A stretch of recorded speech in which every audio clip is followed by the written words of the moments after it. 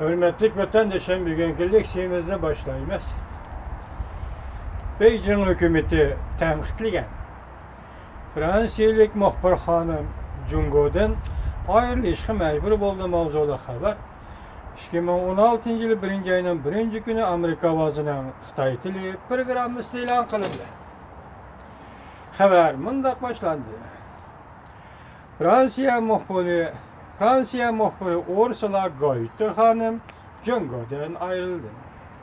Bundan burun Ursula Goyter xonim maqola yozib, Beijing hukumatining zo'ravonlik ko'plab yuz berayotgan Xinjiang siyosatini tanqidlagan. Muxbir Ursula Goyter xonimning muxbirlikqa viz iltimos qilishini Jungo doiralari rad qilgan edi. Jungo Tashqi ishlar ministrligi ayblab, Ursula Goyter xonimning 11-oyning 18-kuni yangi kuzatuvchilar jurnalida Fransiyada nashr qilingan yangi kuzatuvchilar jurnalida e'lon qilgan maqolasini terroristlarga va gunohsiz kishilarni o'ltiruvchilarga yon bosqanlik deb ko'rsatgan.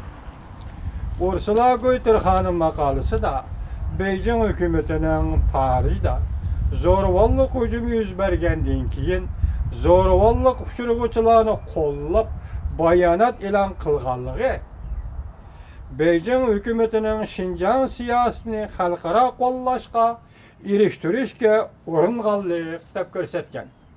Demak, Beijing hukumatining Fransiya Parijda yuz bergan terrorist harakatni ayblab, ziyonkashlik uchiruvchilarni qo'llab bayonot e'lon qilganligi amaliyoti Beijing hukumatining Xinjiangni yoki Xinjiang siyosatini xalqaro qo'llashga erishtirishni maqsad qilgan.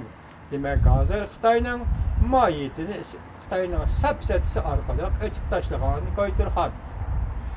Ursula Goyter xonim Xinjiang Uyg'urlarining yaqindan beriki zo'ravonlik harakatlari, Jungoda doirlarning ularning diniy e'tiqodi, madaniyati, turmush usuli qatorliq ko'p jihatlardan cheklanganligi sababidan bo'lgan deb ko'rsatgan.